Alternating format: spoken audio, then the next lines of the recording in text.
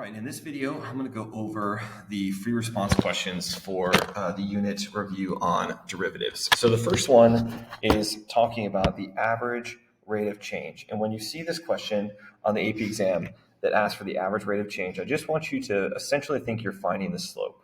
So what we're going to do is we're going to plug in our x values, right? So this is one of our x values. Here's another x value. And we're going to find the difference in the output between them all over the change in our x values. So what I'm going to write is to show you kind of the formula I'm going to use. All right, so this is equal to, based on just this problem, is going to be f of pi minus f of 0, right, since those are my x values. So that's the change in my y over pi minus 0, which is my change in my x values, okay? So let's go ahead and plug in. I'll do f of pi first. So that's going to be e to the power of pi times the cosine of pi. Now, I don't know what e to the power of pi is, but I do know what the cosine of pi is, right? Again, if you need to refer to one of my trig formula sheets, pi is actually all the way over here on this quadrantal. So my brain thinks that this point is -1, 0. And remember what I've talked about in class, right? The x is the cosine and the y is the sine. So the cosine, I'm going to show you what my brain does. The cosine of pi is -1. So this is going to be -1. So if I go ahead and get a value for this, it's going to be negative e to the power of pi. Let's do the same thing for f of 0. I'm going to plug in 0. I get e to the 0 power times the cosine of 0. Now I know e to the 0 power, anything to the 0 power is 1, times, we can do this one as well, 0 is right here. That ordered pair is 1, 0. So the cosine, right, cosine of 0 is 1. So 1 times 1 gives you 1. So plugging this back into my formula, I have negative e to the power of pi minus 1 over pi minus 0, which is just pi, right? So this right here is equal to my average rate of change. So what I need you to be ready for on the test is how to find the average rate of change for any function. So remember, it's really just the change in the y. So you got to plug in your x values to your function. So the change in your y over the change in your x. Okay? All right, number 2. Now, number 2, we've done similar questions like this on the multiple choice, but here's an example of a problem like this in the free response section. So essentially, they're telling us that g of x is differentiable. So if a function is differentiable at a certain x value, then at first we are being told that it's going to be continuous. So my first thing is I think about the continuity part of this. So I'm going to write down k times x plus 1, and then write down mx plus 2. So I'm going to first plug in 3 where it says x. So 3 plus 1, and then this is going to be m times 3 plus 2. So 3 plus 1 is 4, the square root of 4 is 2, so 2k. And then this is going to be 3m plus 2. And since this is going to be continuous at x equals 3, I'm going to set them equal to each other. I'm just going to leave this alone for now. All right, so this is essentially what I'm thinking in terms of the continuity. Then I think about differentiability. And they're telling us that it's differentiable at x equals 3. So I'm going to write down pieces again, these functions. But I'm actually going to write this, instead of the square root of x plus 1, I'm going to write it as x plus 1 to the 1/2 power. You're going to see it's going to be easier to take the derivative that way. Then I'm going to take the derivative. So it's going to be 1/2 times k times x plus 1 to the negative 1/2 power. And then I would need the chain rule, right? The derivative of what's inside here, but the derivative of x is just 1, and the derivative of 1 is 0. So really, I wanted to put that so you saw I did the chain rule, but the chain rule it's not going to change the value of the derivative in this one. The derivative of mx is m, and then the derivative of 2 is just 0.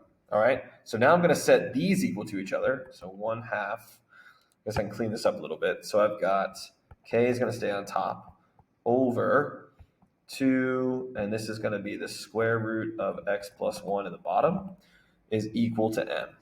All right, so that has to be true if it's going to be able to take the derivative. at x equals 3. So now I'm going to plug in 3 where I see x. So k over 2 times 3 plus 1 equals m. So m is equal to, and that's going to be what? The square root of 4, which is going to be 2. 2 times 2 is 4. So m equals k over 4. So I've got two equations now that I care about. I have this original one from the continuity discussion, and then this one when they have the discussion that they have to be able to take the derivative, and x equals 3. So now if I set these equal to each other, or sorry, if I use that to replace, m is the same as k over 4.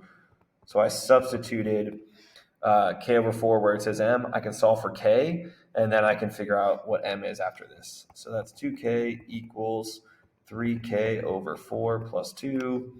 All right, so I'm going to move that k over. So it's 2k minus 3k over 4 equals 2. Let's get a common denominator, right? So if I change this, it's really 2 over 1. If I change that to have a denominator 4, that'd be 8 fourths. So 8 fourths minus 3 fourths is 5 fourths, which is equal to 2. So k equals, if I move that 5 fourths over times multiplying by the reciprocal, I get 2 times 4 fifths, which is going to be 8 fifths. So that's k. Let's find m, right? M is the same as k over 4. So it's going to be 8 fifths divided by 4, or that's 8 fifths times 1 fourth.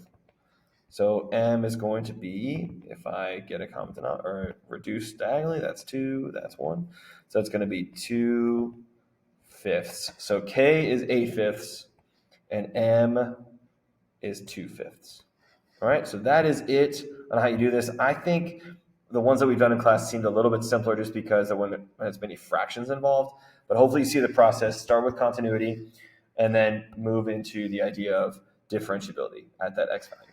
Okay, 3 and 4 are both going to be dealing with implicit differentiation. I mentioned in class that a lot of times with implicit differentiation, they'll give you the answer. You'll see number 4, they're giving us the answer here. We've got to do the work to get it. This one just wants us to do the work. So let's go ahead and do it. So the derivative of y is going to be dy dx plus the derivative of cosine is negative sine of y, but then don't forget the chain rule, times dy dx equals the derivative of x is 1, and then the derivative of 1 is 0. All right, so I'm going to rewrite this as dy dx minus dy dx times the sine of y equals 1. Now I have my dy dx is on the same side, so let's factor those out. Leaves with 1 minus the sine of y. And then to get dy dx by itself, I'm going to divide both sides to move it over. So it's 1 over 1 minus the sine of y. So this is dy dx. All right, let's do the same thing. The only difference is we actually know what the answer is before we even start. So the derivative of x squared is 2x. The derivative of 2x is 2. The derivative of y to the 4th power is 4y cubed, but then times dy dx, plus the derivative of 4y, which is 4 dy dx, and then that's equal to 0. The derivative of 5 is 0. Now, like I mentioned in class, if it's got the dy dx, I leave it on the left side. So I'm just going to copy down 4y cubed dy dx plus 4 dy dx equals, I'm going to move the things that don't have dy dx to the other side, so negative 2x plus 2. I'm going to factor out the dy dx, which leaves me with 4y cubed plus 4. Now you might notice as I'm doing this, you might be yelling at the screen, but you can keep factoring, right? You can factor out the 4. I didn't do that here. You're going to see I'm going to do it eventually. If you notice that, great. Usually what happens is you don't have to do that. So I've just been focusing on just factor out the dy dx. So this is what my answer is and what I would be fine to leave it as if they didn't actually tell me what the answer is supposed to be. So my answer is supposed to be negative, or the opposite of x plus 1, over 2 times y cubed plus 1. So you notice I don't have that yet. That's because I just need to factor out the 2 from everything. So if you divide everything by 2, all 4 terms, you get negative x plus 1 over, excuse me, you get negative x plus 1 over y cubed plus 1. Nope, I'm sorry. That's not true. Divide everything by 2. No, that's not 4. So you get 2y cubed plus 2. Then all you have to do is to keep going. You can keep going by factoring out the 2 in the bottom, which is going to give you that answer. So that's where we get the negative.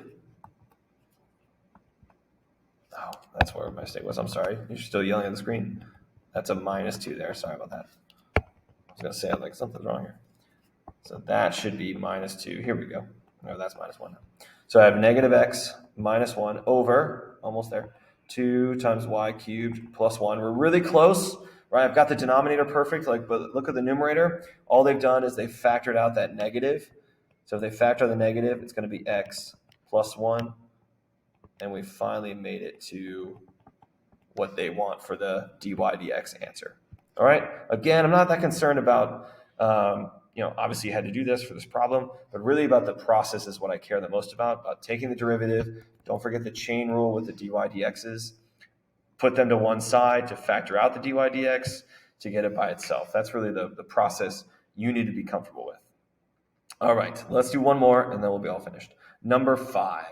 So number 5 tells us we have 2 twice differentiable functions, f and g, and then it gives us a bunch of stuff on the table. There's a lot, actually, there's extra stuff in this table. I pulled this question from a real AP exam where they're asking you to do lots of stuff, like multiple parts to this, but those parts we just haven't gotten to yet in our actual curriculum. So I'm just going to focus on this one question, which says that h of x is the natural log of f of x, and we want to find h prime of 3. So let's first find h prime of x, which would be d dx of the natural log of f of x. I'm hoping that after our review game, you know the formula for the derivative of the natural log. It's 1 over the argument, which in this case is an entire function, times the derivative of the argument, which in this case is f prime of x. So I can actually write that as f prime of x over f of x. All right. And so this is our derivative.